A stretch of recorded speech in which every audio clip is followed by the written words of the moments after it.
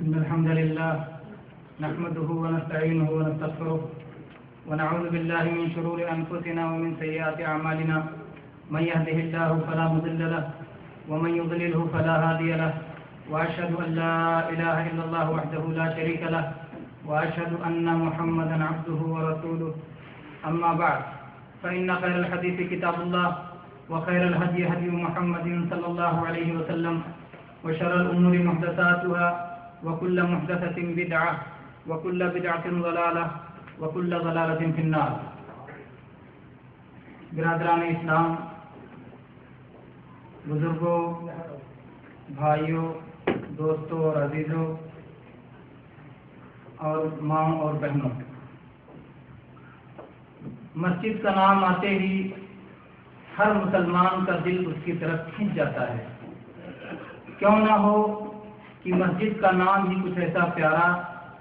کچھ ایسا محبوب اور کچھ ایسا پرکشش ہے. مسجد ہی وہ مقدس اور مبارک عبادت گاہ ہے جہاں پر اللہ کا ذکر سب سے زیادہ ہوتا ہے، جس کے اونچے اونچے میناروں سے شب و روز 5 وقت اذان کی صدائے دل نواز بلند ہوتی ہے، جس میں اللہ کی توحید اور جناب محمد رسول اللہ صلی اللہ علیہ وسلم کی رسالت کی شہادت دی جاتی ہے،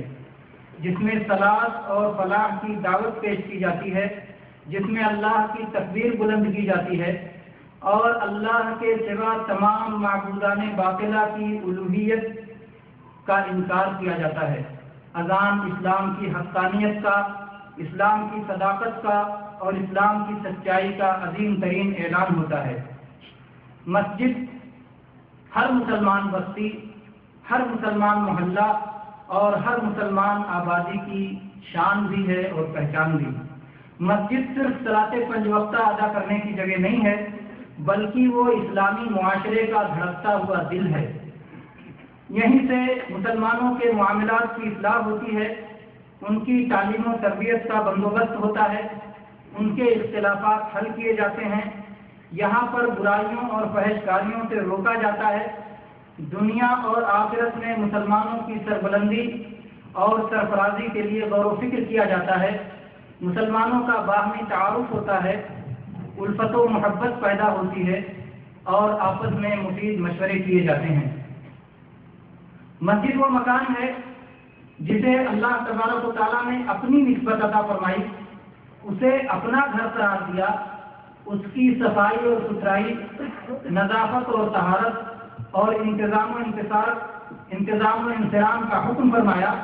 اس کی تعمیر، اس کی آباد کاری، اس کی تعظیم اور اس کے احترام کو ایمان کی علامت اور تقوی کی نشانی بتلایا. مسجد کے اندر ذکر الہی سے روکنے والوں اور مسجد کی ویرانی کی خواہش رکھنے والوں کو اللہ تبارک و تعالیٰ نے نہ صرف ظالم بلکہ بدترین ظالم قرار دیا اور انہیں امن کے ساتھ مسجد میں داخل ہونے سے روک دیا اور دنیا اور آخرت میں ان کی ذلت و رسوائی کا اعلان کر دیا. آج کی مجلس میں ہماری گفت و شنید کا موضوع مسجد اور مسلمان ہے. آئیے مسجد سے متعلق چند نکات میں معمولی تفصیل کے ساتھ گفتگو کرتے ہیں. پہلے ہم یہ دیکھتے ہیں کہ مسجد کیا ہے اور مسلمانوں کی زندگی میں مسجد کی اہمیت کیا ہے. مسجد یہ سجدہ کرنے کی جگہ کا نام ہے اور سجدہ کہتے ہیں زمین پر اپنی پیشانی رکھ دینے کو. یہ لغت کے اعتبار سے ہوا، لیکن شریعت میں جب سجدہ بولا جاتا ہے تو سجدہ کا مطلب ہوتا ہے 7 ہڈیاں آدمی زمین پر رکھ دے، اپنے دونوں ہاتھ، دونوں گھٹنے اور پیر کی انگلیوں کی دونوں ہڈیاں اور پیشانی اور ناک، یہ کل 7 اعضاء جب زمین پہ رکھے جاتے ہیں تو سجدہ مکمل ہوتا ہے. اور سجدہ کرنے کی جگہ مسجد کا معنی ہوتا ہے. لیکن اسلام کی یہ خصوصیت ہے اور اللہ تبارک و تعالیٰ نے شریعت محمدیہ اور جناب محمد رسول اللہ صلی اللہ علیہ وسلم کو جہاں بہت ساری خصوصیات سے نوازا، اس میں سے ایک خصوصیت یہ عطا فرمائی کہ پوری زمین کو آپ کے لیے مسجد قرار دیا. جیسا کہ اللہ کے نبی صلی اللہ علیہ وسلم فرماتے ہیں جعلت لی الارض مسجدا وطہورا، پوری روئے زمین کو میرے لیے مسجد اور پاکی حاصل کرنے کا ذریعہ بنایا گیا ہے۔ اس لیے جہاں پر بھی صلاۃ کا وقت آ جائے، ایک مسلمان وہیں تیمم کر لے اور وہیں صلاۃ ادا کر لے، وہی اس کی مسجد ہے۔ لیکن پھر چونکہ 5 وقتہ صلاۃ باجماعت ایک مسلمان پر فرض ہے، اس لیے کچھ جگہیں بنائی گئی خاص جس کو مسجد کہا جاتا ہے، اور جو 5 وقتہ صلاتوں کے لیے جو جگہ بنائی گئی ہے اس کا مسجد نام دیا گیا۔ دستور میں جب مسجد کا لفظ بولا جائے، عرف میں مسجد کا لفظ بولا جائے تو وہی سمجھا جاتا ہے۔ اور دوسری جگہیں جنہیں کبھی کبھار جہاں صلاۃ پڑھا جاتا ہے، جیسے صلاۃ عید کے لیے عیدگاہ بنائی جاتی ہے، یا اسی طرح سے صلاۃ استسقاء پڑھنے کے لیے اگر کوئی جگہ بنائی گئی ہو باہر، تو ان ساری جگہوں کو مصلی کہا جاتا ہے، مسجد نہیں کہا جاتا، کیونکہ وہ ہمیشہ کے لیے جو ہے متعین نہیں ہوتا ہے، بلکہ کبھی کبھار اس میں صلاۃ پڑھی جاتی ہے۔ یہ بھی غور کرنے کی چیز ہے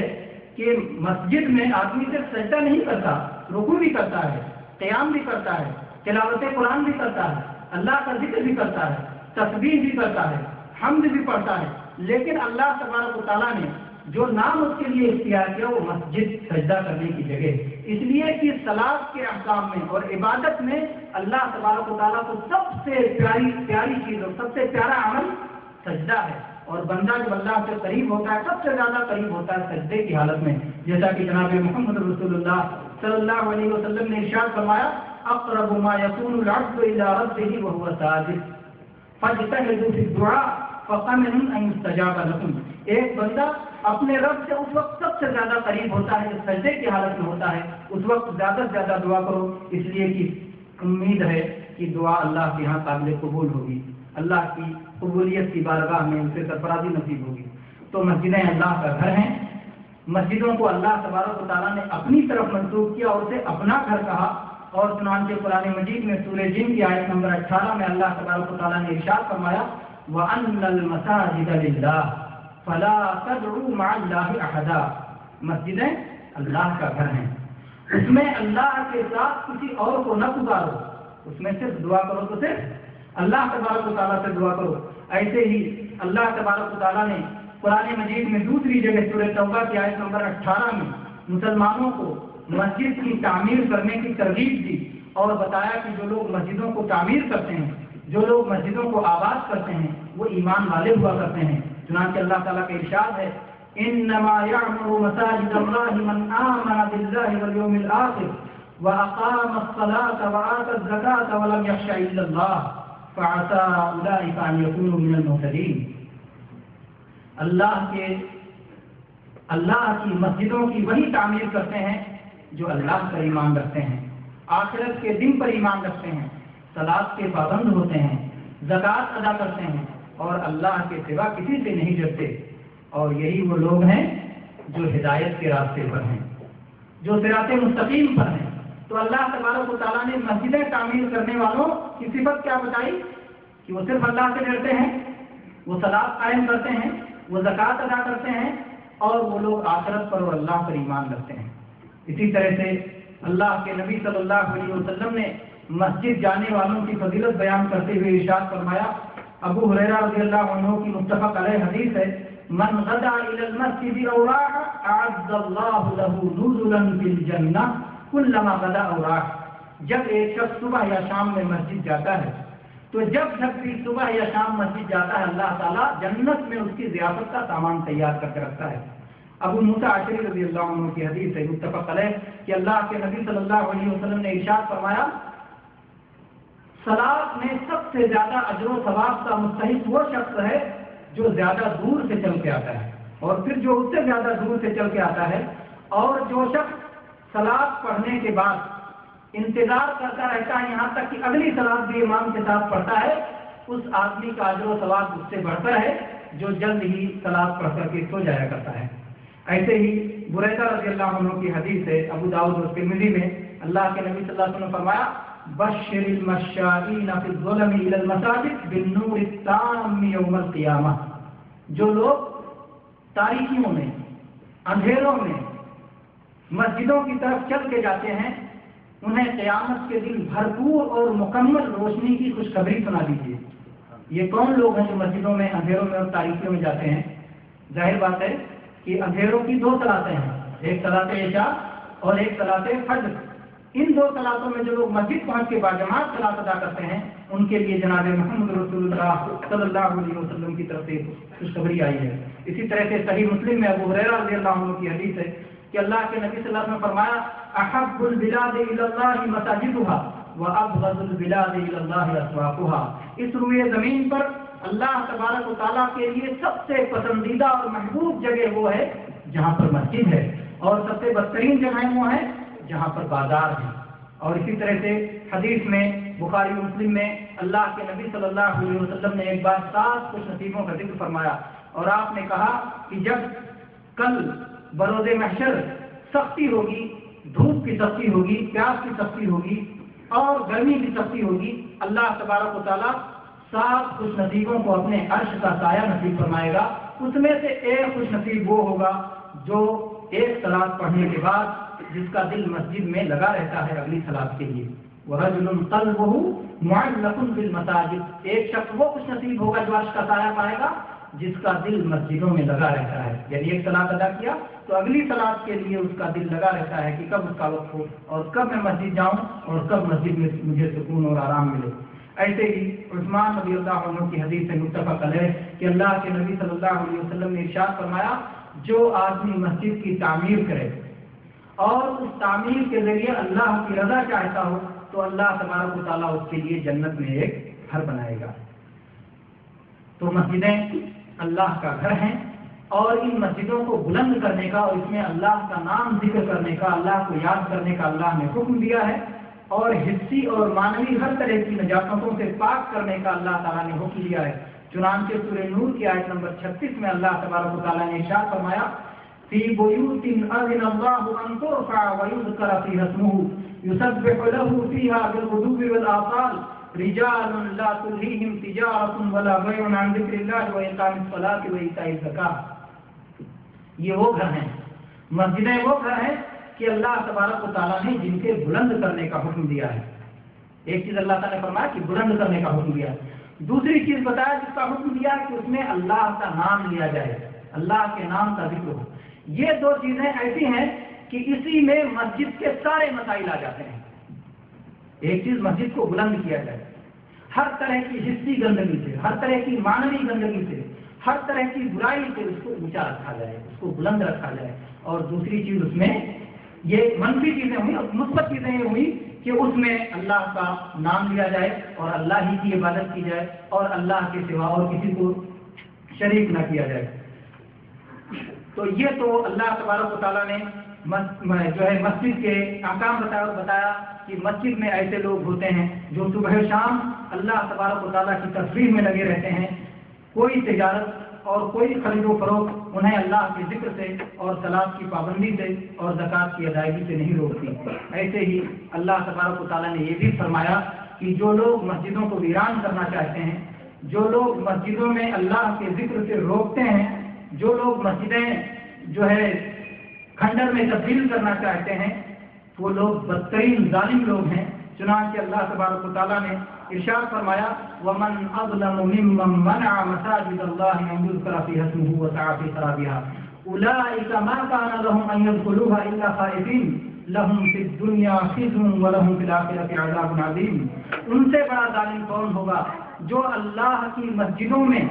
اللہ کا نام لینے سے روکتے ہیں اور اس کو ویران کرنے کی کوشش کرتے ہیں۔ ایسے لوگوں کو اللہ کے گھروں میں، اللہ کی مسجدوں میں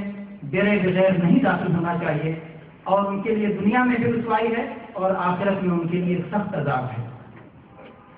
جو لوگ مسجدوں کو ڈھاتے ہیں، منہدم کرتے ہیں یا مسجدوں کو غیر آباد کرتے ہیں تو اللہ تبارک و تعالیٰ نے ان کے لیے سخت سزا سنائی ہے۔ اور اللہ تبارک و تعالیٰ نے نہ صرف مسجدیں بلکہ ساری عبادت گاہیں، کسی بھی دین اور کسی بھی مذہب کی عبادت گاہ ہو، ان ساری عبادت گاہوں کی حفاظت کے لیے اللہ تبارک و تعالیٰ نے یہ سنت جاری کی ہے کہ اللہ تبارک و تعالیٰ ظالموں کو دوسروں سے ہٹاتا رہتا ہے۔ چنانچہ اللہ تبارک و تعالیٰ سورہ حج کی آیت نمبر 40 میں ارشاد فرماتا ہے وَلَوْلَا دَفْعُ اللَّهِ النَّاسَ بَعْضَهُم بِبَعْضٍ وَلَوْلَا دَفْعُ اللَّهِ النَّاسَ بَعْضَهُم بِبَعْضٍ لَهُدِّمَتْ صَوَامِعُ وَبِيعٌ وَصَلَوَاتٌ وَمَسَاجِدُ يُذْكَرُ فِيهَا اسْمُ اللَّهِ كَثِيرًا۔ اگر اللہ تبارک و تعالیٰ لوگوں کو آپس میں ایک دوسرے سے نہ ہٹاتا رہتا تو عبادت خانے اور گرجے اور مسجدیں اور یہودیوں کے معبد اور وہ مسجدیں بٹھا دی جاتی جس میں اللہ تبارک و تعالیٰ کا بکثرت نام لیا جاتا ہے۔ تو اس آیت میں اللہ تبارک و تعالیٰ نے اپنی ایک سنت کا بیان کیا ہے کہ وہ انسانوں کے ایک گروہ کے ذریعے دوسرے گروہ کے ظلم اور اقتدار کا خاتمہ فرماتا رہتا ہے، کیونکہ اگر اللہ تبارک و تعالیٰ ایسا نہ کرتا اور ایک ہی گروہ کو ہمیشہ قوت و اقتدار دیے ہوئے رہتا تو یہ لوگ زمین میں ظلم کرتے، فساد پھیلاتے اور عبادت گاہیں تک مسمار کر دیتے اور توڑ دیتے۔ اسی لیے اللہ تبارک و تعالیٰ نے یہ سنت رکھی ہے کہ کبھی بھی ظالم کو اللہ تبارک و تعالیٰ برابر باقی نہیں رکھتا ہے، بلکہ ظالموں کو ختم کرتا ہے اور انسانوں کے ایک گروہ کے ذریعے دوسرے گروہ کو جو ہے ہٹا دیتا ہے۔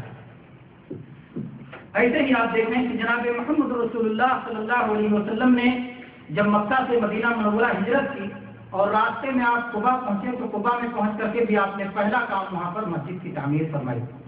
اور اس کے بعد جب قبا کے بعد آپ مدینہ منورہ پہنچے تو وہاں بھی اللہ کے نبی صلی اللہ علیہ وسلم نے مسجد کی تعمیر فرمائی، اور انہی کا ذکر قرآن مجید میں اللہ تبارک و تعالیٰ نے اس طرح کیا ہے، لمسجد اسست علی التقوی من اول یوم احق ان تقوم فیہ۔ اور اسی طرح سے ابراہیم علیہ السلام کے بارے میں آپ جانتے ہیں کہ ابراہیم علیہ السلام جو کہ امام الموحدین تھے، ابراہیم علیہ السلام نے اپنے بچوں کو جب مکہ میں لے جا کر کے چھوڑا تو ابراہیم علیہ السلام نے اللہ تبارک و تعالیٰ سے دعا کی، ربنا انی اسکنت من ذریتی بواد غیر ذی زرع عند بیتک المحرم ربنا لیقیموا الصلاۃ۔ اے اللہ، میں نے اپنے بچوں کو بے آب و گیاہ وادی میں ٹھہرایا ہے تیرے عزت والے گھر کے پاس، اے اللہ، تاکہ یہ صلاۃ کی پابندی کریں۔ اللہ کے نبی ابراہیم علیہ السلام نے اپنے بچوں کو جب ٹھہرایا تو اللہ کے گھر کے پاس۔ یہاں پر میرے بھائیوں، یہاں پر ہم سب کو ایک بہت بڑی نصیحت یہ ملتی ہے کہ جب ہم گھر بنائیں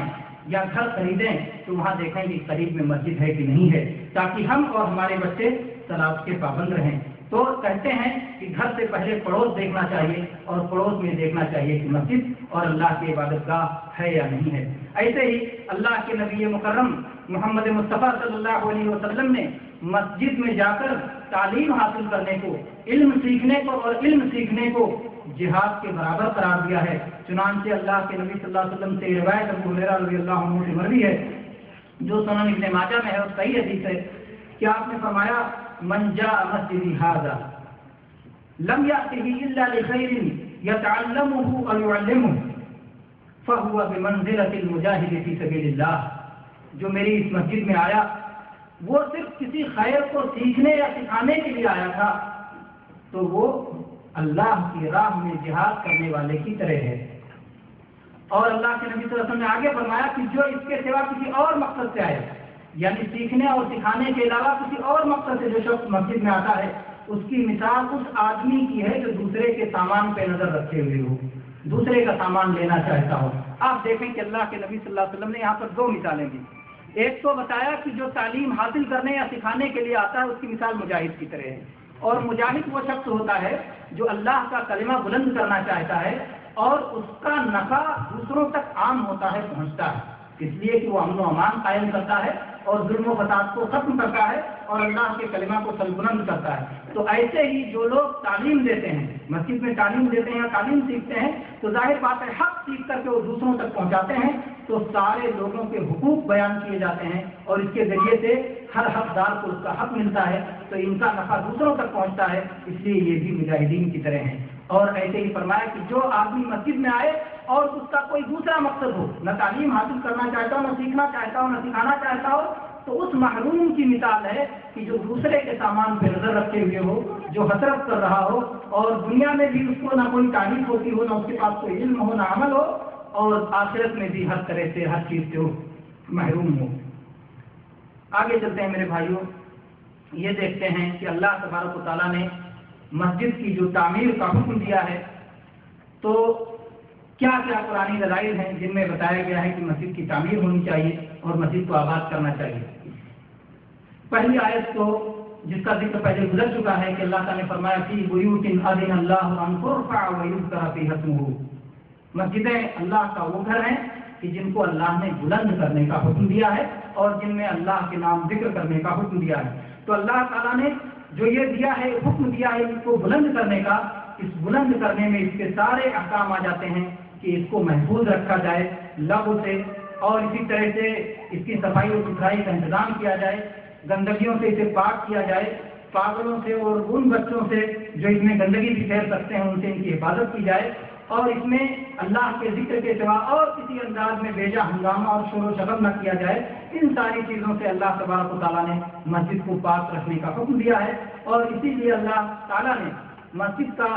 مسجد کی تعمیر وہ کار خیر ہے کہ جب نبی ابراہیم علیہ السلام یہ کام کر رہے تھے اس وقت انہوں نے اللہ تبارک و تعالیٰ سے دعا کی تھی۔ قرآن پاک میں اللہ نے اس کا ذکر کیا ہے، وَإِذْ يَرْفَعُ إِبْرَاهِيمُ الْقَوَاعِدَ مِنَ الْبَيْتِ وَإِسْمَاعِيلُ رَبَّنَا تَقَبَّلْ مِنَّا إِنَّكَ أَنْتَ السَّمِيعُ الْعَلِيمُ،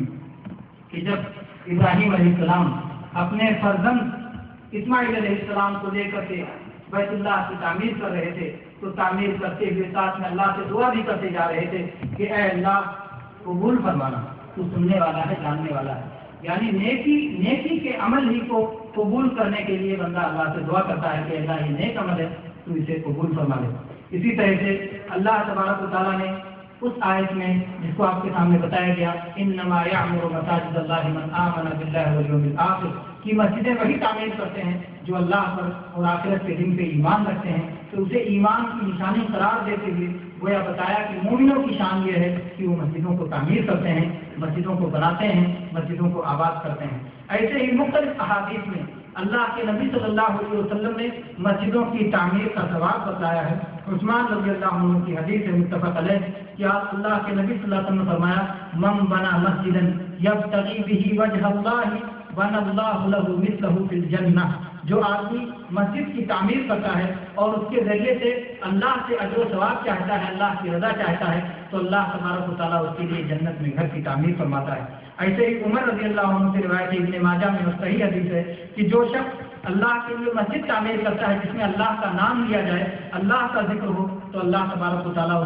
اس کے لیے جنت میں گھر تعمیر کرتا ہے۔ ایسے ہی جابر رضی اللہ عنہ کی روایت ہے جو سنن ابن ماجہ میں اور صحیح حدیث ہے اور بڑی قابل غور ہے۔ سنیے اور غور کیجیے اس پر کہ کس طرح سے اللہ کے نبی صلی اللہ علیہ وسلم نے ارشاد فرمایا، من بنا مسجدا للہ کمقحة قطاة او اصغر بنى اللہ لہ بیتا فی الجنہ، جو آدمی اللہ کے لیے مسجد کی تعمیر کرے چاہے چڑیا کے انڈا دینے کی جگہ کے برابر ہو، چڑیا کے گھونسلے کے برابر ہو یا اس سے بھی چھوٹا ہو، تو اللہ تبارک و تعالیٰ اس کے لیے جنت میں ایک گھر بناتا ہے۔ چڑیا کے انڈا دینے کے برابر کوئی مسجد ہوگی؟ اتنی چھوٹی تو مسجد نہیں ہو سکتی ہے، یہ مبالغہ ہے۔ تو کوئی یہ کہنا ہے کہ کوئی شخص مسجد یا پوری تعمیر کرے یا مسجد کی تعمیر میں کسی طرح حصہ لے، کسی نے گارا لگا دیا، کسی نے کچا اینٹ لگا دیا، کسی نے کھڑکی بنوا دی، کسی نے دروازہ بنوا دیا، کسی نے اس میں لائبریری رکھ دی، کسی نے مسجد میں پنکھا لگوا دیا، کسی نے مسجد کا فرش بنوا دیا، مسجد کے کسی بھی کام میں لائٹنگ کا انتظام کر دیا، کسی طرح سے مسجد میں کسی طرح کا معمولی تعاون بھی جس شخص نے دیا تو اللہ تبارک و تعالیٰ نے اس کے لیے بہت بڑا اجر و ثواب رکھا ہے۔ یعنی چاہے وہ اپنے ہاتھ سے کوئی مدد کرے، اپنی جان سے کوئی مدد کرے، اپنے جسم سے کوئی مدد کرے، اپنے مال سے کوئی مدد کرے، جس طرح سے بھی مسجد کی تعمیر میں کوئی شخص حصہ لیتا ہے تو اللہ تبارک و تعالیٰ نے اس کے لیے بہت زبردست اجر و ثواب رکھا ہے۔ اسی طرح سے مسجد کی تعمیر وہ عمل ہے کہ مرنے کے بعد بھی اس کا ثواب بندے کے لیے جاری رہتا ہے، جیسا کہ ابو ہریرہ رضی اللہ عنہ کی حدیث ہے، سنن ابن ماجہ میں اور حسن حدیث ہے کہ اللہ کے نبی صلی اللہ علیہ وسلم نے فرمایا کہ مومن کو اس کی وفات کے بعد جو نیکی اور جو عمل ملتا رہتا ہے اس میں سے ایک علم ہے جس کو اس نے سیکھا اور پھیلایا، یہ مرنے کے بعد بھی ملتا رہتا ہے۔ دوسرے، نیک اولاد کو جس نے اسے اپنے بعد چھوڑا۔ تیسرے، مصحف یعنی قرآن مجید جو اس نے وراثت میں دیا۔ چوتھے، اس نے جو مسجد کی تعمیر کی، مرنے کے بعد بھی اس کا ثواب اسے ملتا رہتا ہے۔ اور پانچویں، جو اس نے مسافر خانہ بنوایا، سرائے بنوایا، مسافروں کے ٹھہرنے کی جگہ بنوایا، اور کتنی چیزیں ہو گئی؟ 5۔ اور چھٹی چیز جو اس نے نہر بنوائی جس کے پانی سے لوگ سیراب ہوتے ہیں، اور 7ویں چیز جو صدقہ اس نے اپنے مال سے نکالا اپنی صحت کی حالت میں، زندگی کی حالت میں، اس کے بعد اس کی موت کے بعد یہ تک سے پہنچتا رہے گا۔ صدقہ کے لیے شرط کیوں لگائی کہ اپنی صحت کی حالت میں، زندگی کی حالت میں نکالے؟ اس لیے کہ جب آدمی بیمار ہو جاتا ہے اور جب اس کی موت قریب ہو جاتی ہے اور جب اسے یقین ہو جاتا ہے کہ اب یہ مال میرا نہیں رہا، میرے ورثہ کا ہو گیا، تو اس وقت اسے صدقہ کا خیال آتا ہے اور اس وقت وہ اپنا مال اللہ کی راہ میں لٹاتا ہے، تو اس کی کوئی اہمیت نہیں ہے۔ جب آدمی تندرست ہو اور اس کو مال کی ضرورت بھی ہو، اس وقت جو شخص اللہ کی راہ میں خرچ کرتا ہے تو اللہ تبارک و تعالیٰ نے اس کے لیے زیادہ اجر و ثواب رکھا ہے۔ ایسے ہی اللہ کے نبی صلی اللہ علیہ وسلم جب مدینہ منورہ پہنچے اور آپ نے مسجد کی تعمیر کی تو اس کی تفصیل اس طرح سے حدیث میں آئی ہے کہ اللہ کے نبی صلی اللہ علیہ وسلم نے قبیلہ بنو نجار کو بلایا اور ان سے کہا کہ اے بنو نجار کے لوگوں، تمہارا جو یہ باغ ہے وہ مجھے قیمت میں دے دو۔ تو ان لوگوں نے کہا کہ اے اللہ کے نبی صلی اللہ علیہ وسلم، ہم اس کی قیمت اللہ سے چاہتے ہیں۔ چنانچہ ان لوگوں نے اللہ کے لیے وہ زمین وقف کر دی اور اللہ کے نبی صلی اللہ علیہ وسلم نے وہاں مسجد کی تعمیر کی۔ مسجد کی تعمیر میں بہت سارے لوگ یہ کرتے ہیں کہ اس میں خوب جو ہے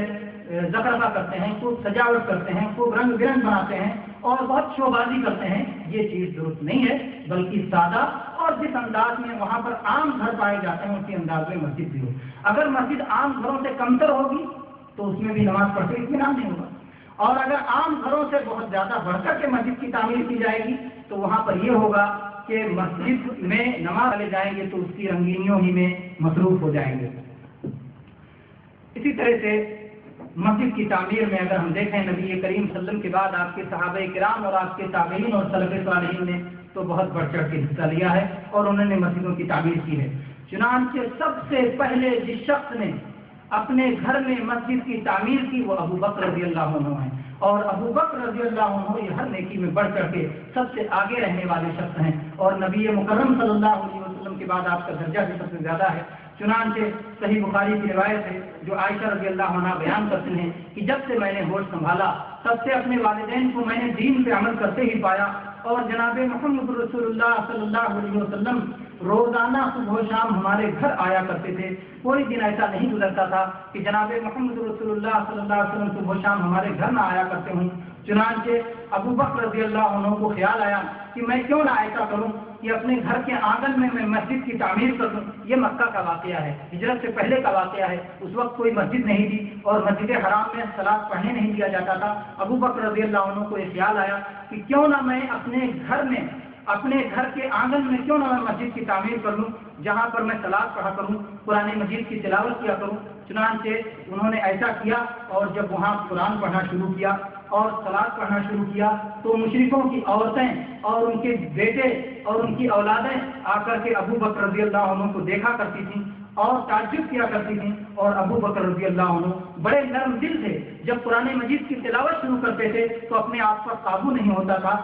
بے اختیار زار و قطار رونے لگتے تھے اور آپ کی آنکھوں سے آنسو بہنے لگتا تھا۔ چنانچہ اس منظر کو دیکھ کر کے مشرکین پہ بڑا اثر پڑتا تھا۔ چنانچہ ان لوگوں نے شکایت کی اور کہا ابو بکر رضی اللہ عنہ کو مکہ میں نہیں رہنے دینا چاہا اور کہا کہ یہاں سے نکل جائیں، اور چنانچہ ایک شخص ابن الدغنہ نام کا جس کے مکہ کے لوگ قدر کرتے تھے انہوں نے ابن الدغنہ نے کہا کہ میری پناہ میں رہو اور آپ کو کوئی کچھ نہیں کہے گا۔ ابو بکر رضی اللہ عنہ کچھ دن تو اس کی پناہ میں رہے، لیکن بعد میں جب لوگ کفار ابن الدغنہ کے پاس گئے اور اس سے کہا کہ ایسا ہے اگر یہ اپنے آنگن میں مسجد رکھتے ہیں اور قرآن کی تلاوت کرتے ہیں تو اس سے ہمارے بچوں اور عورتوں پر اثر ہونے کا خطرہ ہے، اور خطرہ ہے کہ ہمارے عورتیں اور بچے مسلمان ہو جائیں، اس لیے تم یا تو اپنی پناہ واپس لے لو یا کہو کہ یہ مکہ میں نہ رہیں۔ چنانچہ اس نے جا کر کے کہا کہ میں اگر آپ آج یہ شرط مانتے ہیں تو میں اپنی پناہ رکھتا ہوں ورنہ واپس لیتا ہوں۔ ابو بکر رضی اللہ عنہ نے کہا کہ تمہاری پناہ مجھے نہیں چاہیے، میں اللہ کی پناہ پہ راضی ہوتا ہوں، تمہاری پناہ کی ضرورت نہیں ہے، میں مسجد کو نہیں چھوڑ سکتا، میں تلاوت قرآن کو نہیں چھوڑ سکتا، میں صلاۃ کو نہیں چھوڑ سکتا، اللہ تبارک و تعالیٰ میری حفاظت کر رہا ہے اور میں اللہ تبارک و تعالیٰ کی پناہ میں ہوں۔ چنانچہ یہ پہلی مسجد ہے اسلام کی جو کسی شخص نے اپنے گھر میں بنائی، ابو بکر رضی اللہ عنہ نے اپنے گھر میں پہلی مسجد بنائی۔ پھر اس کے بعد میرے بھائیوں صحابہ کرام قباء کی مسجد کی تعمیر میں شریک رہے، مسجد نبوی کی تعمیر میں شریک رہے، اور اس طرح سے آئندہ بھی مسجد کو کشادہ کیا، مسجد کو بڑا کیا، مسجد کو جو ہے پھیلایا، اور اس طرح سے اللہ کے نبی صلی اللہ علیہ وسلم کی جو ہے اور احادیث پاک کو دیکھیں تو کس طرح سے اللہ کے نبی صلی اللہ علیہ وسلم نے مسجدوں کی ترغیب دی اور صحابہ کرام نے اس ترغیب پر عمل کرتے ہوئے مسجدوں کی تعمیر کی اور مسجدوں کو کشادہ کیا اور مسجدوں کی تعمیر میں حصہ لیا۔ آگے چلتے ہیں، اس مسئلے پہ بحث کرتے ہیں کہ مسجدوں کے لیے وقف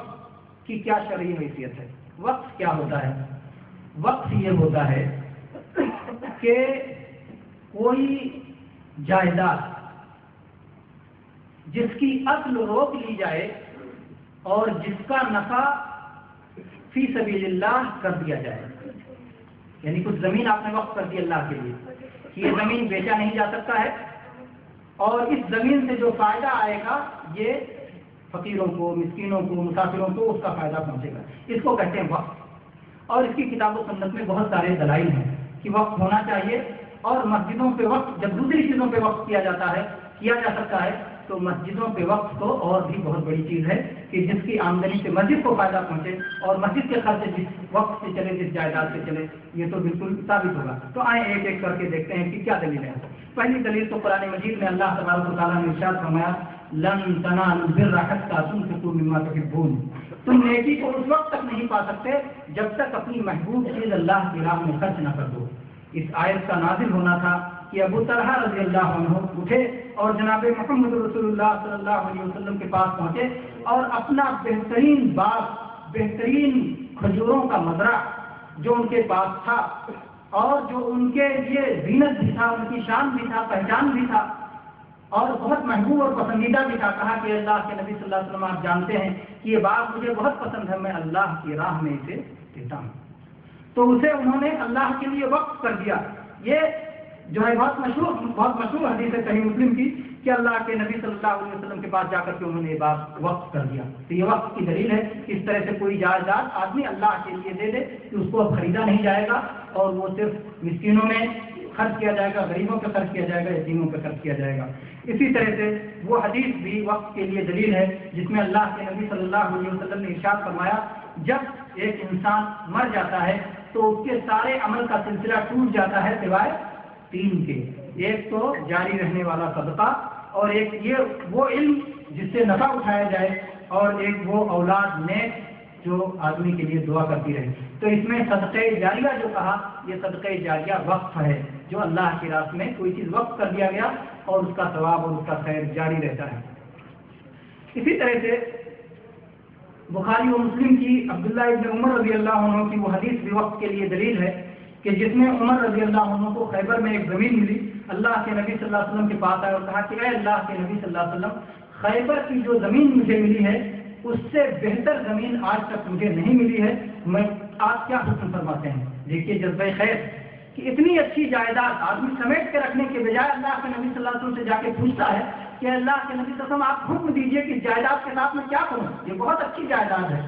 گویا وہ اللہ کی راہ میں دینا چاہتے تھے۔ اللہ کے نبی صلی اللہ علیہ وسلم نے فرمایا، ان شئت حبست اصلها وتصدقت بها، اگر تم چاہو تو اس کے اصل کو روک لو اور اس کے نفع کو صدقہ کر دو، یہی کہتے ہیں وقف، یعنی اسے روک لیا گیا۔ عمر رضی اللہ عنہ کا یہ وقف ہے، یہ زمین عمر رضی اللہ عنہ کی ہے، لیکن عمر رضی اللہ عنہ سے ذاتی فائدہ نہیں اٹھائیں گے، ذاتی ملکیت میں نہیں رکھیں گے، بلکہ اس کا فائدہ مسلمانوں کو جائے گا، یتیموں کو جائے گا، مسکینوں کو جائے گا، بیواؤں کو جائے گا، غریبوں کو جائے گا، مسافروں کو جائے گا، ان لوگوں کو جائے گا۔ اسی کو وقف کہا جاتا ہے اور یہ وقف کی دلیل ہے۔ جو شخص اسی طرح سے جو شخص اس کا مالک بنے، اگر کسی کو بتایا جائے کہ بھائی یہ وقف کی زمین ہے، آپ اس کی دیکھ ریکھ کرو اور اس میں سے جو ہے اور پیدا کرو، اس کو اور اس کو ترقی دو، وہ شخص اپنی ضرورت کے مطابق، اگر وہ غریب ہے تو دستور کے مطابق اور اپنی ضرورت کے مطابق اس میں سے کھا سکتا ہے، اور اسی طرح سے اپنے دوستوں کو بھی کھلا سکتا ہے، لیکن مال بنانے کے لیے اس کو سمیٹ کے ذخیرہ نہیں رکھ سکتا، اس میں کھانے اور کھلانے کی اجازت رہے گی۔ تو حافظ ابن حجر رحمہ اللہ جو صحیح بخاری کے شارح ہیں، وہ فرماتے ہیں اس حدیث کی شرح میں کہ یہ حدیث وقف کے مشروع ہونے کی بنیاد اور دلیل ہے۔ اسی طرح سے وقف کے لیے نبی صلی اللہ علیہ وسلم کی وہ حدیث کی دلیل ہے جس میں اللہ کے نبی صلی اللہ علیہ وسلم کے سالے یعنی جویریہ بنت حارث رضی اللہ عنہا، جو نبی صلی اللہ علیہ وسلم کی زوجہ مطہرہ تھیں، ان کے بھائی عمرو بن حارث رضی اللہ عنہ بیان کرتے ہیں کہ اللہ کے نبی صلی اللہ علیہ وسلم نے اپنی وفات کے وقت نہ درہم چھوڑا، نہ دینار چھوڑا، نہ غلام چھوڑا، نہ لونڈی چھوڑی، اور نہ کوئی اور چیز چھوڑی سوائے اپنی سفید خچر کے اور اپنے ہتھیار کے، اور ایک زمین چھوڑی تھی جسے صدقہ کر دیا تھا، یعنی اسے اللہ کے نبی صلی اللہ علیہ وسلم نے وقف کر دیا تھا۔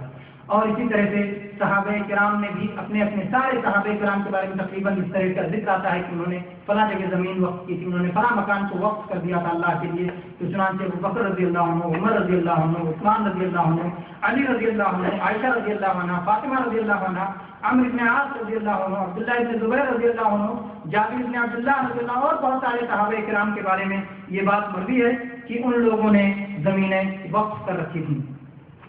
تو اس طرح سے وقف کا یہ ثبوت ملتا ہے، اور مسجدوں پہ جو وقف کیا جائے ظاہر بات ہے کہ اس کا اس سے زیادہ جو ہے فائدہ چونکہ ہے، اور اس لیے وہ اس سے زیادہ جائز ہوگا۔ اب آئیے دیکھتے ہیں کہ مسجدوں میں کیا چیزیں منع ہیں، کس چیزوں سے، کن چیزوں سے روکا جائے گا۔ مسجدوں میں سب سے پہلی چیز یہ گندگی سے روکا جائے گا، گندگی پھیلانے سے روکا جائے گا۔ اس سلسلے میں انس بن مالک رضی اللہ عنہ کی حدیث ہے جو بخاری اور مسلم میں ہے کہ ایک بار صحابہ کرام مسجد نبوی میں تشریف فرما تھے، ایک بدو آیا اور اس نے مسجد کے کونے میں پیشاب کرنا شروع کر دیا۔ صحابہ کرام نے اس کو روکنا چاہا اور کہا رک جا، لیکن اللہ کے نبی صلی اللہ علیہ وسلم نے کہا پیشاب کرنے دو، اسے چھوڑ دو، پیشاب کر لینے دو۔ جب وہ پیشاب کر چکا تو اللہ کے نبی صلی اللہ علیہ وسلم نے اسے بلایا اور کہا یہ مسجدیں اس لیے نہیں ہیں کہ اس میں پیشاب پاخانہ یا اس طرح کی گندگی اس میں پھیلائی جائے، بلکہ یہ مسجدیں بنائی جاتی ہیں اللہ کے ذکر کے لیے، صلاۃ کے لیے، تلاوت قرآن کے لیے۔ اور چنانچہ اس بدو پر اس کا بہت بڑا اثر ہوا اور اس نے نبی صلی اللہ علیہ وسلم کے لیے دعا کی، اور بعد میں اللہ کے نبی صلی اللہ علیہ وسلم نے مسجد کی صفائی کے لیے حکم دیا کہ ایک پانی لا کر کے اس جگہ ڈال دو جہاں پر اس نے پیشاب کیا ہے، اور اس طرح مسجد صاف ہو جائے گی۔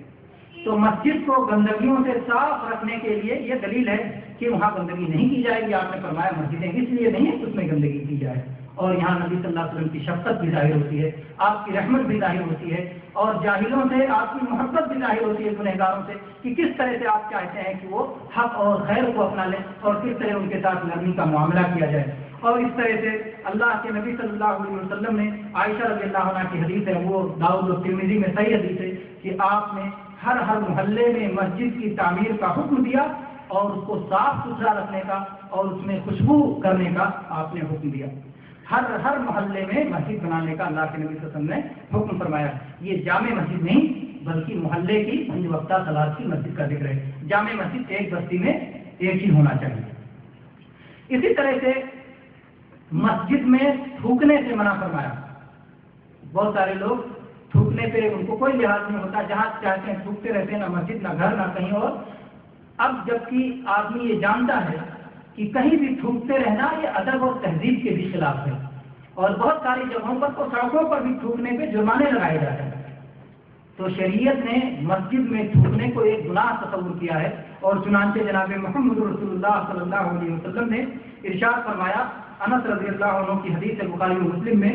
البذاق فی المسجد خطیئۃ وکفارتها دفنها، مسجد میں تھوکنا گناہ ہے اور اس کا کفارہ ہے اسے دفن کر دینا۔ پہلے مسجدیں مٹی کی یا ریت کی یا کنکری اور چھری اس میں رہتی تھی، تو وہاں دفن کر دینا، دفن کر دینے سے صفائی ہو جاتی ہے۔ تو مقصود یہ ہے کہ صفائی ہو جانا چاہیے تاکہ نہ ہی کسی دیکھنے والے کو تکلیف ہو اور نہ ہی اللہ تبارک و تعالیٰ کو اس سے تکلیف ہو کہ اس کی مسجد گندی کی گئی ہے۔ تو کسی طرح کی اس میں گندگی نہیں ہونی چاہیے۔ اسی لیے اسلام نے تو یہاں تک رکھا ہے کہ راستے سے تکلیف دینے والی چیزوں کو ہٹانا ایمان کی ایک شاخ ہے۔ تو مسجدوں سے تکلیف والی چیز کو ہٹانے کا اللہ تبارک و تعالیٰ کتنا بڑا اجر و ثواب رکھے گا۔ اسی طرح سے جو ہے اللہ کے نبی صلی اللہ علیہ وسلم نے ایک بار ارشاد فرمایا، صحیح مسلم کی حدیث ہے ابو ذر رضی اللہ عنہ سے، کہ اللہ کے نبی صلی اللہ علیہ وسلم فرماتے ہیں کہ گناہ، نیکیاں اور برائیاں ساری چیزیں مجھے بتائی گئیں، تو میں نے گناہ میں یہ دیکھا کہ مسجد میں ایک آدمی تھوکتا ہے یا ناک پھینکتا ہے اور اس کے بعد اس کو صاف نہیں کرتا، اس کو دفن نہیں کرتا، تو اسے بھی گناہ میں لکھا گیا تھا۔ ایسے ہی اللہ کے نبی صلی اللہ علیہ وسلم نے فرمایا، ابو ہریرہ رضی اللہ عنہ کی حدیث ہے ابن ماجہ میں اور صحیح حدیث ہے، آپ نے فرمایا کیا بات ہے، کچھ لوگ جب نماز میں کھڑے ہوتے ہیں قبلہ کی طرف ان کا منہ رہتا ہے تو قبلہ کی طرف وہ چھوپ دیتے ہیں نماز کی حالت میں، کیا کوئی یہ پسند کرے گا کہ وہ کسی کے سامنے کھڑا ہو اور کوئی اس کے سامنے اس کے منہ پہ تھوک دے، کوئی یہ پسند کرے گا؟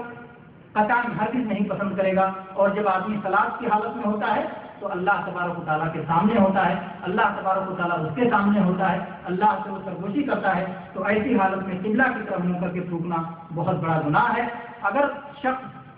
کوئی شخص قبلہ کی طرف اگر صلاۃ کی حالت میں اسے تھوک آ جائے تو وہ کیا کرے؟ یا تو وہ بائیں طرف تھوک دے اگر کوئی شخص بائیں طرف اس کے نہیں ہے، اور یا تو اپنے پیر کے نیچے تھوک دے، اور یا پھر اگر اس کے پاس رومال وغیرہ ہے تو رومال میں تھوک کر کے اور اس کو مل دے تاکہ وہ ختم ہو جائے۔ تو اس طرح سے اللہ کے نبی صلی اللہ علیہ وسلم نے ادب سکھایا۔ اسی طرح سے نبی صلی اللہ علیہ وسلم نے مسجد کے آداب میں سے یہ بھی سکھایا ہے کہ بدبودار کوئی چیز کھا کر کے مسجد میں نہ جایا جائے، چاہے وہ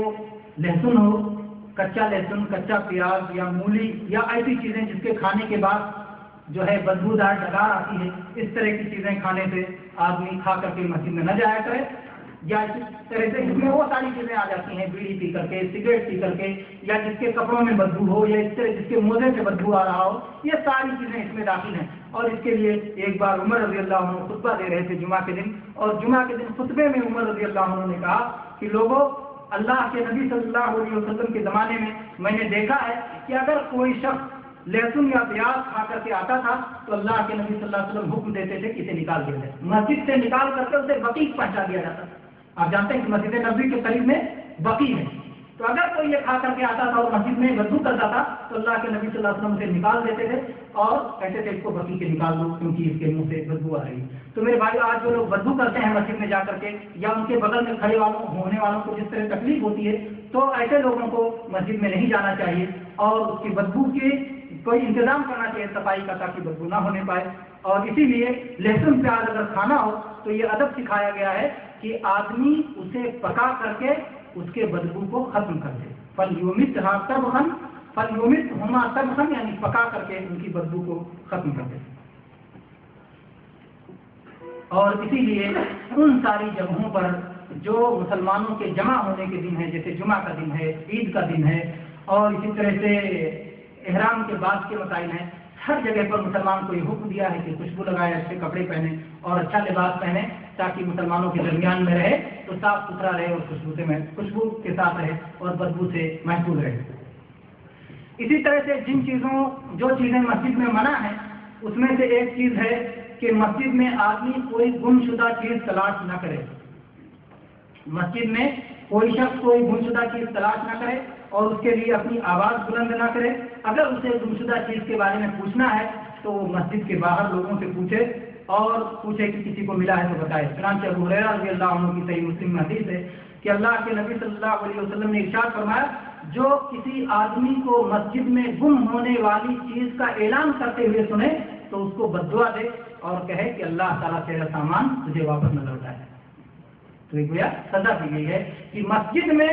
کیونکہ اللہ کے نبی صلی اللہ علیہ وسلم نے فرمایا کہ مسجدیں اس لیے تعمیر نہیں کی گئی ہیں کہ وہاں پر آ کر کے لوگ گمشدہ چیزوں کا اعلان کریں، تو مسجدوں کے اندر گمشدہ چیزوں کا اعلان کرنا منع ہے۔ اللہ کے نبی صلی اللہ علیہ وسلم نے اس سے روکا ہے۔ ایک بار ایسا ہوا، بریدہ رضی اللہ عنہ کی حدیث ہے کہ ایک شخص آیا اور مسجد میں داخل ہوا اور اس نے کہا کہ میرا سرخ اونٹ گم ہو گیا ہے، کس کو معلوم ہے؟ سرخ اونٹ کون جانتا ہے؟ تو اللہ کے نبی صلی اللہ علیہ وسلم نے فرمایا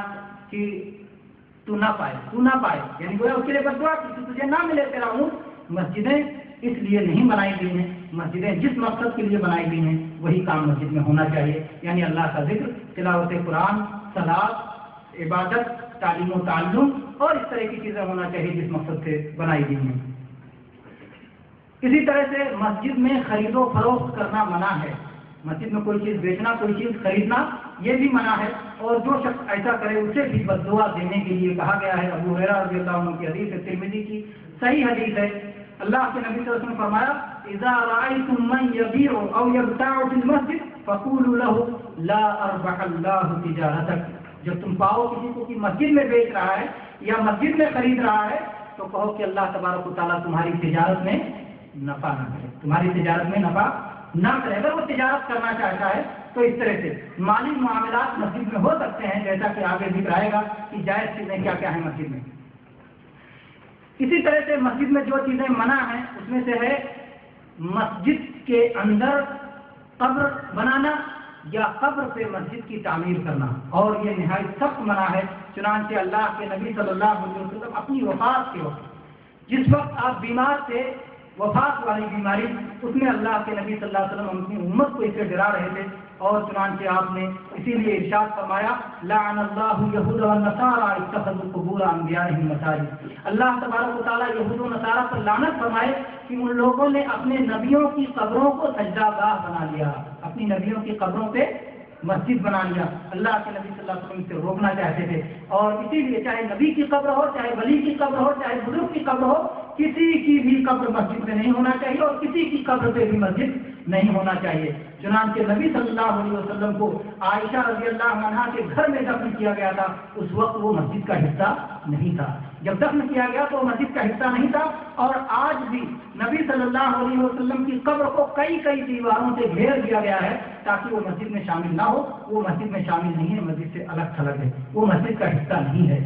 اور اس کی نیت کر کے کوئی شخص اگر اس کی نیت کر کے اس کی طرف منہ کر کے سلاد پڑھتا ہے تو اس کے لیے سلاد پڑھنا حرام ہے، اور ویسا شخص شرک کا ارتکاب کر رہا ہے جس سے اللہ کے نبی صلی اللہ علیہ وسلم نے منع فرمایا ہے۔ تو مسجد میں جو سب سے بڑی منع چیز ہے وہ یہ ہے کہ مسجد میں قبر نہ بنائی جائے، اور کسی قبر کی طرف، بلکہ مسجدیں اللہ کے لیے ہیں، اس میں اللہ ہی کی عبادت ہونی چاہیے، کسی غیر سے نہ دعا ہونی چاہیے، نہ کسی غیر کے لیے چڑھاوا ہونا چاہیے، نہ کسی غیر کا طواف ہونا چاہیے، نہ کسی غیر کا دل میں خوف ہونا چاہیے، نہ کسی غیر سے امید لگانی چاہیے، نہ کسی غیر سے مدد کرنا مانگنا چاہیے، نہ کسی غیر سے فریاد و دعائی طلب کرنی چاہیے، بلکہ غیر اللہ کے لیے کوئی بھی عبادت غیر اللہ کو نہیں دینا چاہیے۔ ساری عبادتوں کا مستحق صرف اللہ تبارک و تعالیٰ ہے، اور مسجدیں، کسی بات کا اعلان مسجدوں میں ہوتا ہے کہ یہ مسجدیں اللہ کا گھر ہیں، اور عبادت خالص اسی کی ہونی چاہیے، مسجدوں کے اندر بھی اور مسجدوں کے باہر بھی۔ اس سے بڑا ظلم اور کیا ہوگا کہ مسجدوں کے اندر ہی غیر اللہ کی عبادت شروع ہو جائے، اور غیر اللہ کی عبادت مسجد کے اندر کی جانے لگے جو خاص اللہ کی عبادت کے لیے بنایا جاتا ہے۔ اسی طرح سے مسجدوں کے تعلق سے یہ بھی منع ہے کہ 3 مسجدوں کے سوا کسی اور مسجد کے لیے سفر کیا جائے، کسی اور مسجد میں نماز پڑھنے کے لیے، کسی اور مسجد میں دعا کرنے کے لیے 3 مسجدوں کے علاوہ سفر کرنا بھی منع ہے۔ چنانچہ جناب محمد رسول اللہ صلی اللہ علیہ وسلم نے ارشاد فرمایا لا تشد الرحال الا الى 3 مساجد المسجد الحرام والمسجد الاقصى والمسجد هذا۔ 3 مسجدوں کے سوا اور کسی مسجد کے لیے سفر نہ کیا جائے، مسجد حرام جو مکہ میں ہے، مسجد اقصی جو فلسطین میں ہے، اور مسجد نبوی جو مدینہ منورہ میں ہے۔ اور جب مسجدوں کے لیے سفر نہیں کیا جا سکتا تو قبروں کے لیے، مزارات کے لیے سفر کرنا جائز ہوگا؟ حاصل نہیں، قطع نہیں جائز ہو سکتا ہے۔ اسی طرح سے مسجدوں میں ہتھیار لے کے جانا منع ہے، اور اگر کبھی کسی ضرورت سے کوئی ہتھیار لے کر کے جائے تو اس بات کا خیال رکھے کہ اس کی وجہ سے کسی مسلمان کو تکلیف نہ پہنچنے پائے۔ چنانچہ نبی صلی اللہ علیہ وسلم کے زمانے میں ایک شخص تیر لے کر کے مسجد میں گھسا تو اللہ کے نبی صلی اللہ علیہ وسلم نے فرمایا کہ تیر کا نوک پکڑ لو، کہیں ایسا نہ ہو کہ تمہارے تیر کے نوک سے کسی مسلمان کا ہاتھ زخمی ہو جائے۔ تو اس طرح سے مسجدوں کے اندر اب جو ہے کتنے مجرم ہیں جو آج مسجدوں میں جا کر کے مسلمانوں کا خون کرتے ہیں، اور مسلمانوں پر اپنے ہتھیاروں کے ذریعے سے مسلمانوں کا ناجائز خون بہاتے ہیں۔ خون بہانا خود جو ہے یہ بہت بڑا جرم ہے، اور پھر مسلمان کا خون بہانا یہ اور بھی اللہ کے یہاں بہت بڑا جرم ہے، کیونکہ مسلمان کا خون بہانا، مسلمان کے خون کی اللہ تبارک و تعالیٰ کے یہاں بہت بڑی عزت ہے، بلکہ بعض احادیث کے مطابق کعبہ کی عزت سے بھی مسلمان کی عزت اور مسلمان کی جان کی عزت زیادہ ہے۔ تو جو لوگ مسجدوں میں جا کر کے مسلمانوں کا خون بہاتے ہیں وہ بہت بڑے مجرمین ہیں۔ آئیے دیکھتے ہیں کہ مسجدوں میں کیا کیا چیزیں مباح اور جائز ہیں۔ یہ چیزیں ذکر ہوا کہ بہت ساری چیزیں مسجدوں میں منع ہیں، مسجدوں میں کچھ چیزیں جائز ہیں، ہو سکتا ہے بعض لوگ تصور کریں کہ یہ بھی منع ہے۔ مسجدوں میں جائز چیزیں یہ ہے کہ مسجد میں آدمی ضرورت کے وقت خیمہ لگا سکتا ہے، کسی کے لیے خاص روم بنا سکتا ہے، اس میں بیمار کو رکھ کر کے اس کی تیمارداری کی جا سکتی ہے، جیسا کہ نبی پاک صلی اللہ علیہ وسلم کے زمانے میں غزوہ خندق کے موقع پر سعد بن معاذ رضی اللہ عنہ کے ہاتھ میں زخم آ گیا، سعد بن معاذ رضی اللہ عنہ کے ہاتھ میں زخم آ گیا، تو اللہ کے نبی صلی اللہ علیہ وسلم نے حکم دیا کہ ان کے لیے مسجد میں خیمہ بنا دیا جائے اور مسجد ہی میں انہیں ٹھہرا دیا جائے تاکہ اللہ کے نبی صلی اللہ علیہ وسلم قریب سے ان کی تیمارداری کر سکیں، ان کی عیادت کر سکیں، ان کا حال چال پوچھ سکیں، ان کی مزاج پرسی کر سکیں. اور چنانچہ اللہ کے نبی صلی اللہ علیہ وسلم نے اس طرح کیا، ان کو قریب میں ٹھہرایا، مسجد میں ٹھہرایا. اسی طرح سے مسجد میں اعتکاف کے لیے بھی اس طرح کے خیمے لگائے جا سکتے ہیں. تو اللہ کے نبی صلی اللہ علیہ وسلم نے مسجد میں ایک مریض کو ٹھہرا کر کے اس کی تیمارداری کی. اس سے معلوم ہوتا ہے کہ ضرورت کے وقت مریض کو مسجد میں ٹھہرا کے اس کی تیمارداری کی جا سکتی ہے اور جو ہے علاج کے لیے مسجد کے حصے کو استعمال کیا جا سکتا ہے اگر ضرورت ہے. اسی سے مسئلہ بھی معلوم ہوتا ہے کہ ضرورت کے وقت پر مسجد میں سویا بھی جا سکتا ہے، آرام بھی کیا جا سکتا ہے، لیٹا بھی جا سکتا ہے. اگر تھک گیا آدمی تو لیٹ بھی سکتا ہے. چنانچہ عبداللہ ابن عمر رضی اللہ عنہ کی بخاری میں حدیث ہے، کہتے ہیں کہ وہ نوجوان تھے اور ابھی ان کی شادی نہیں ہوئی تھی، ان کے پاس بیوی نہیں تھی، تو کبھی کبھی کبھار جا کر کے وہ نبی صلی اللہ علیہ وسلم کی مسجد میں سو جایا کرتے تھے. نبی صلی اللہ علیہ وسلم کی مسجد میں سو جایا کرتے تھے اس لیے کہ وہ تنہا تھے، غیر شادی شدہ تھے، بیوی نہیں تھی. اگر بیوی ہو تو کیا کرنا چاہیے؟ مسجد میں جا کے سونا چاہیے؟ نہیں، ایسے لوگوں کو اپنے گھر سونا چاہیے کیونکہ بیوی کا حق ہے. اور وہ اگلی حدیث سے معلوم ہوتا ہے. اللہ کے نبی صلی اللہ علیہ وسلم نے جو ہے ایک بار اللہ کے نبی صلی اللہ علیہ وسلم اپنے داماد علی رضی اللہ عنہ کے گھر گئے. سہل بن سعد رضی اللہ عنہ کی حدیث ہے کہ اللہ کے نبی صلی اللہ علیہ وسلم فاطمہ رضی اللہ عنہ کے گھر گئے. دیکھا تو علی رضی اللہ عنہ موجود نہیں ہے. کس وقت گئے تھے؟ قیلولہ کے وقت میں. قیلولہ کے وقت میں گئے تھے، یعنی ظہر کے بعد کا جو وقت ہوتا ہے، آرام کرنے کا وقت ہوتا ہے، اس میں نبی صلی اللہ علیہ وسلم گئے اور پوچھا کہ تمہارا امزاد کہاں ہے، تمہارے چچیرے بھائی کہاں ہیں، چچے کے بیٹے علی رضی اللہ عنہ کہاں ہیں؟ علی رضی اللہ عنہ کہا کہ اللہ کے نبی صلی اللہ علیہ وسلم آج تھوڑی سی میرے ان میں بات ہو گئی اور ان کو غصہ آ گیا اور وہ نکل کے چلے گئے. آج میرے ساتھ قیلولہ نہیں کیا، آج میرے ساتھ دوپہر کی جو نیند ہوتا ہے آدمی اس میں آج میرے ساتھ نہیں سوئے، میرے ساتھ نہیں لیٹے، غصہ آ گیا، تھوڑی سی بات ہو گئی. دیکھیں کہ ایک داماد کے ساتھ نبی صلی اللہ علیہ وسلم کا کیا سلوک تھا. کیا اپنی بیٹی کو کہا کہ غصہ ہو جانے دیکھ لیں گے، ایسا کر دیں گے، بھڑکانا شروع کیا؟ نہیں. نبی صلی اللہ علیہ وسلم کس طرح ایک شخص کو اللہ کے نبی صلی اللہ علیہ وسلم نے فرمایا، کہا کہ جاؤ دیکھو ذرا علی کہاں ہے، جا کے دیکھو کہ علی رضی اللہ عنہ کہاں ہے. اور پھر جا کے جب اس شخص نے آ کے بتایا کہ اللہ کے نبی صلی اللہ علیہ وسلم علی رضی اللہ عنہ مسجد میں لیٹے ہوئے ہیں. اللہ کے نبی صلی اللہ علیہ وسلم مسجد میں پہنچے اور دیکھا کہ وہ لیٹے ہوئے ہیں اور چادر ان کے بدن سے گر گئی ہے اور اللہ کے نبی صلی اللہ علیہ وسلم ان کے پیٹھ پہ، ان کے پہلو پہ کچھ مٹی بھی لگ گیا ہے. اللہ کے نبی صلی اللہ علیہ وسلم مٹی جھاڑنے لگے اور کہنے لگے مٹی والے اٹھو، مٹی والے اٹھو. تو کس قدر محبت سے اللہ کے نبی صلی اللہ علیہ وسلم نے ان کی مٹی کو جھاڑا اور ان کو ڈانٹا یا پھٹکارا نہیں. تو اس میں آپ دیکھیں کہ قیلولہ کا وقت ہے، رات میں جہاں تک سونے کی بات ہے تو جو ہے اللہ کے نبی صلی اللہ علیہ وسلم ہو سکتا ہے روکتے اگر رات ہوتی تو، لیکن قیلولہ کا وقت ہے اس لیے مسجد میں آ کر لیٹ گئے. تو اللہ کے نبی صلی اللہ علیہ وسلم نے اسے روکا تو نہیں، لیکن اللہ کے نبی صلی اللہ علیہ وسلم نے آ کر کے انہیں اٹھایا اور جگایا اور انہیں سونے نہیں دیا کہ سوتے رہو. تو اس طرح سے اس سے بھی معلوم ہوتا ہے کہ کبھی کبھار آدمی جا کے مسجد میں لیٹ سکتا ہے اور مسجد میں آرام کر سکتا ہے اور مسجد میں سو سکتا ہے. اور بھی احادیث ہیں جس سے بھی معلوم ہوتا ہے کہ پیٹھ کے بل آدمی ایک پیر پہ دوسرا پیر رکھ کر کے بھی لیٹ سکتا ہے مسجد میں. جیسا کہ بخاری میں عباد بن تمیم اپنے چچا سے روایت کرتے ہیں کہ اللہ کے نبی صلی اللہ علیہ وسلم کو انہوں نے مسجد میں لیٹے ہوئے دیکھا، آپ ایک پیر دوسرے پیر پہ رکھے ہوئے تھے، یعنی پیٹھ کے بل لیٹے ہوئے تھے اور ایک پیر اپنے دوسرے پیر پہ رکھے ہوئے تھے. البتہ مسجد کے اندر اگر کوئی لیٹتا ہے تو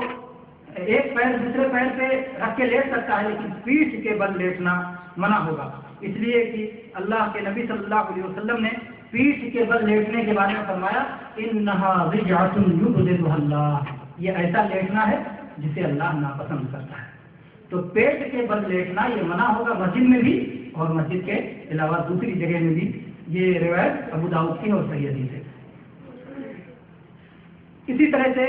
پیٹھ کے بل لیٹنے کے تعلق سے اور ایک پیر پہ دوسرا پیر رکھ کے لیٹنے کے تعلق سے ابو بکر عمر اور عثمان رضی اللہ عنہ کے بارے میں کیا ہے کہ وہ بھی ایسا کیا کرتے تھے. تو اگر سخت کھلنے کا اندیشہ نہ ہو اور جو ہے بے پردگی کا خطرہ نہ ہو تو آدمی ایک پیر دوسرے پیر پہ رکھ کے مسجد میں لیٹ سکتا ہے. اسی طرح جو چیزیں مسجد کے تعلق سے جائز ہیں اس میں سے یہ ہے کہ صلاۃ کے علاوہ وقتوں میں مسجد کو بند کیا جا سکتا ہے، کیونکہ بہت سارے بد اخلاق اور بے آبرو اور غلط قسم کے لوگ، اوباش اور بدماش قسم کے لوگ مسجد میں اگر مسجد دوسرے اوقات میں بھی کھلی رہے تو اس کو غلط طور پہ استعمال کر سکتے ہیں. مسجد کے سامانوں کی چوری کی جا سکتی ہے یا اسی طرح سے خراب کیا جا سکتا ہے اسے, یا مسجد کے پاس پڑوس میں جو لوگ ہیں مسجد میں رہ کر کے ان کو نقصان پہنچایا جا سکتا ہے. بہت ساری چیزیں کی جا سکتی ہیں. اس لیے مسجد کو صلاۃ کے علاوہ اوقات میں یا اسی طرح صلاۃ کے علاوہ اگر کوئی دوسرا پروگرام ہو جس میں لوگ موجود ہوں تو اس پروگرام کے علاوہ وقتوں میں مسجد کو بند کر دینا جائز ہے. اسی طرح سے مسجد میں لین دین کا اگر کوئی معاملہ ہو, قرض وغیرہ کا معاملہ ہو تو مسجد میں طلب کیا جا سکتا ہے. کوئی آدمی نہیں مل رہا تھا اور مسجد میں ملا تو آپ اس سے اپنا قرض طلب کر سکتے ہیں کہ تمہارے اوپر میرا یہ قرض ہے وہ مجھے دے دو. اور مسجد میں سفارش بھی کی جا سکتی ہے کہ بھائی فلاں کا فلاں کام کر دو, سفارش بھی کی جا سکتی ہے. اور اسی طرح سے مسجد میں دو لڑنے والوں کے درمیان فیصلہ بھی کیا جا سکتا ہے. چنانچہ ایک بار جناب محمد رسول اللہ صلی اللہ علیہ وسلم کے زمانے میں کعب بن مالک رضی اللہ عنہ نے ابن ابی حضرت سے اپنے قرض کا مطالبہ کیا. مسجد میں ابن ابی حضرت موجود تھے, ان کے پاس قرض تھا. کعب بن مالک نے کہا میرا قرض دو, اور اسی بات بڑھ گئی اور جو ہے آواز بلند ہو گئی. اللہ کے نبی صلی اللہ علیہ وسلم اپنے کمرے میں سے آپ نکلے اور آپ نے کہا کعب, تو کہا کہ لبیک اے اللہ کے رسول. آپ نے فرمایا کہ تم اپنا جو ہے قرض اتنا کم کر دو, اتنا معاف کر دو, یعنی آپ نے کہا آدھا قرض معاف کر دو. اور ابن ابی حضرت سے کہا کہ فوراً جاؤ ابھی ادا کرو. تو اس طرح سے اللہ کے نبی صلی اللہ علیہ وسلم نے فیصلہ کر دیا. اس قرضدار کے بارے میں شاید آپ نے یہ سمجھا ہوگا کہ آدمی غریب اور مسکین ہے اور کعب بن مالک معاف کر سکتے ہیں, اس لیے آپ نے کہا آدھا معاف کرو. تو بھائی آپ نے سفارش بھی کر دی, آپ نے فیصلہ بھی کر دیا, اور آپ نے اس سے نہیں روکا کہ تم قرض کا مطالبہ کیوں کر رہے تھے. تو قرض کا مطالبہ کرنا بھی اس سے جائز ہونا معلوم ہوا. تو اس طرح سے مالی معاملات جو جائز معاملات ہیں وہ مسجد میں کیے جا سکتے ہیں, لیکن جو ہے خرید و فروخت اور تجارت نہیں کی جا سکتی. اسی طرح سے مسجد میں صدقے کا مال بھی رکھا جا سکتا ہے تاکہ اس میں غریب و مسکین آئیں اور اس سے فائدہ اٹھائیں. چنانچہ مال ابن یزید رضی اللہ عنہ کی حدیث ہے, کہتے ہیں کہ میرے والد یزید نے ایک بار کچھ دینار صدقے میں نکالا اور لے جا کر کے مسجد میں ایک آدمی کو دے دیا. مسجد میں دے دیا, کہا کہ بھائی کسی غریب کو دیکھنا تو اس کو یہ صدقے کا مال تم دے دینا. اور اس کے بعد چلے آئے. ان کے بیٹے مان پہنچے اور انہوں نے اس آدمی سے لے لیا, یعنی یہ غریب مسکین کے حاجت تھی اور اس نے کہا کہ بھائی میرے پاس صدقے کا مال ہے جو لینا چاہتا ہے, تو انہوں نے لے لیا, لے کے آگے. جب گھر پہ پہنچے تو انہوں نے دیکھا تو کہا تو میرا ہی پیسہ ہے, باپ ہے.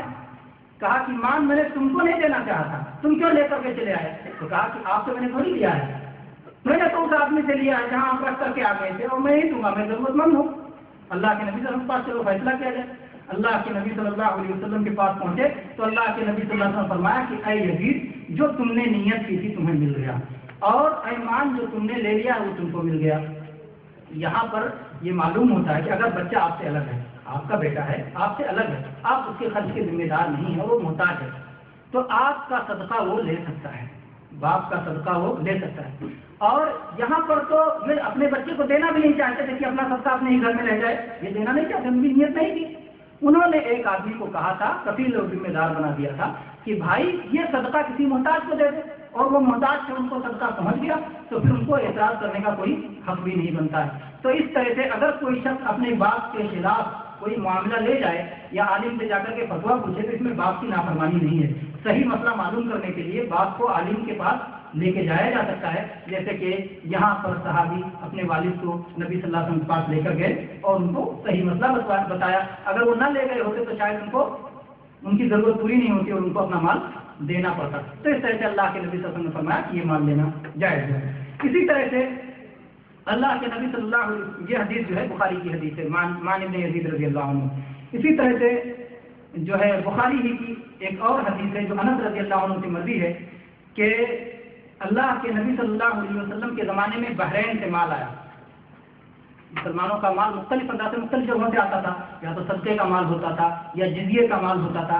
یا مال غنیمت کا مال ہوتا تھا, یا مال فیض کا مال ہوتا تھا, بہت قسم کے مال آتے تھے. تو بحرین سے اللہ کے نبی صلی اللہ علیہ وسلم کے پاس مال آیا. اللہ کے نبی صلی اللہ علیہ وسلم نے کہا کہ اس کو مسجد میں ڈال دو, یہاں مسجد میں رکھو.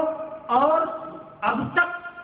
سب سے زیادہ مال یہی آیا تھا جو بحرین سے آیا تھا, سب سے زیادہ مال آیا تھا, اور اللہ کے نبی صلی اللہ علیہ وسلم نے اس کو مسجد میں ڈھیر لگوا دیا اور بلا بلا کر کے سب کو دینا شروع کیا. جو بھی آئے دے کے جاؤ, جو بھی آئے دے کے جاؤ. سلاد پھیرنے, سلاد پڑھنے کے بعد آپ نے لوگوں کو دینا اور تقسیم کرنا شروع کیا۔ اس کے بعد آپ کے چچا عباس رضی اللہ عنہ آئے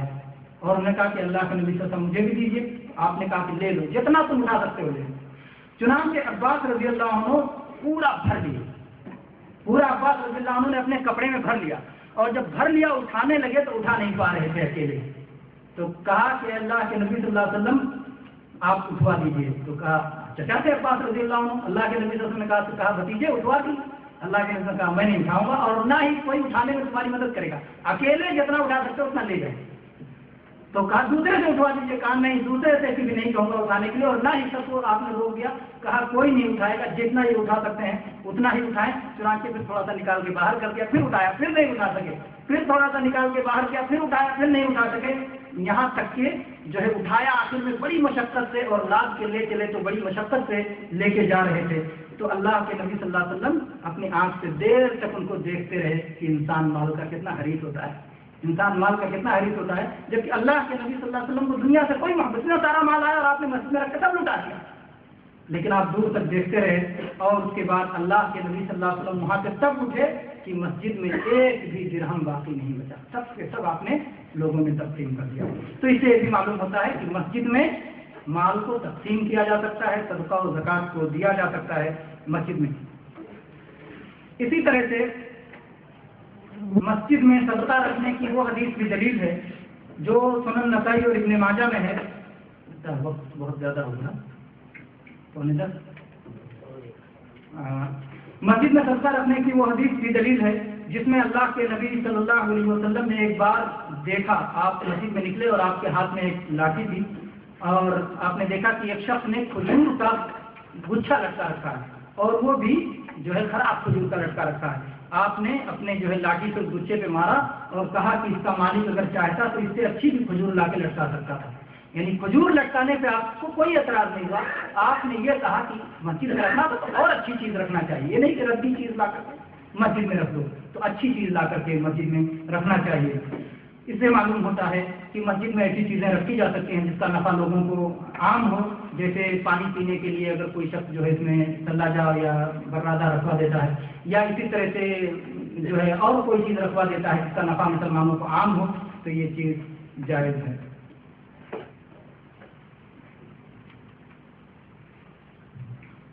اسی طرح سے مسجد میں قیدی کو باندھا بھی جا سکتا ہے، اور مسلمانوں کی اجازت سے غیر مسلموں کو مسجد کے اندر داخل بھی کیا جا سکتا ہے، مسلمانوں کی اجازت سے اور ان کی مرضی سے غیر مسلموں کو مسجد کے اندر داخل بھی کیا جا سکتا ہے، جیسا کہ صحیح بخاری کی حدیث ہے۔ ابو ہریرہ رضی اللہ عنہ کہتے ہیں کہ اللہ کے نبی صلی اللہ علیہ وسلم نے ایک بار نجد کی طرف ایک سریہ بھیجا، ان لوگوں نے بنو حنیفہ کے ایک شخص کو پکڑا جس کا نام ثمامہ ابن اسال تھا، ثمامہ بن اسال کو پکڑ کے لائے اور اس کو مسجد کے ایک کھمبے سے باندھ دیا، مسجد کے ایک کھمبے سے لا کے باندھ دیا۔ اللہ کے نبی صلی اللہ علیہ وسلم گزرتے تھے اور دیکھتے تھے، آپ کا مقصد یہ تھا کہ یہ شخص دیکھ لے کہ مسلمان مسجد میں کیا کرتے ہیں، کس طرح سے اللہ کی عبادت کرتے ہیں، کچھ قرآن سن لے، وہ شخص تو عربی سمجھنے والا تھا، تو مسجد میں کیا باتیں ہوتی ہیں وہ قرآن بھی سن لے، اس طرح سے اللہ کا دین سے معلوم ہو جائے۔ وہ باندھا رہا، پھر اس کے بعد اللہ کے نبی صلی اللہ علیہ وسلم نے فرمایا اس کو چھوڑ، اس کو آزاد چھوڑ دیا۔ کچھ دنوں کے بعد پھر وہ آدمی گیا قریب کے ایک مزرعہ میں جا کر کے اس آدمی نے غسل کیا، غسل کر کے پہنچا اور اللہ کے نبی صلی اللہ علیہ وسلم کے پاس مسجد میں آ کے کہا اشہد ان لا الہ الا اللہ واشہد ان محمد رسول اللہ، مسلمان ہو گیا۔ نبی صلی اللہ علیہ وسلم کا اخلاق دیکھ کر، آپ کا کرم دیکھ کر کے، مسلمانوں کے اخلاق دیکھ کر کے، ان کی عبادت دیکھ کر کے، ان کی مسجدوں میں قرآن مجید کی تلاوت دیکھ کر کے، اسلام کی صحیح تعلیم سن کر کے وہ آدمی مسلمان ہو گیا اور اس نے اشہد ان لا الہ الا اللہ واشہد ان محمد رسول اللہ پڑھ لیا۔ اسی طرح سے اللہ کے نبی صلی اللہ علیہ وسلم کے پاس جو وفود آتے تھے مختلف جگہوں سے، اللہ کے نبی صلی اللہ علیہ وسلم انہیں بھی مسجد میں ٹھہرایا کرتے تھے۔ اور اسی طرح سے جبیر ابن مطعم جو بعد میں مسلمان ہو گئے، وہ کہتے ہیں کہ میں جب آیا، یہ مسند احمد کی حدیث ہے، کہ مسجد میں داخل ہوا، نبی صلی اللہ علیہ وسلم مغرب کی صلاۃ پڑھ رہے تھے اور سورہ طور پڑھ رہے تھے، قرآن سن کر کے ایسا لگا کہ میرا سینہ، میرا کلیجہ پھٹ جائے گا۔